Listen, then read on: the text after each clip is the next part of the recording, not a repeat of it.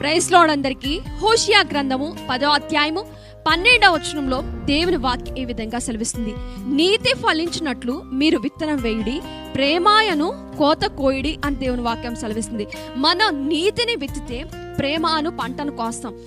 యోబు తన జీవితంలో నీతిని విత్తాడు కనుకే తన ప్రేమాన్ని పంటను కోసాడు.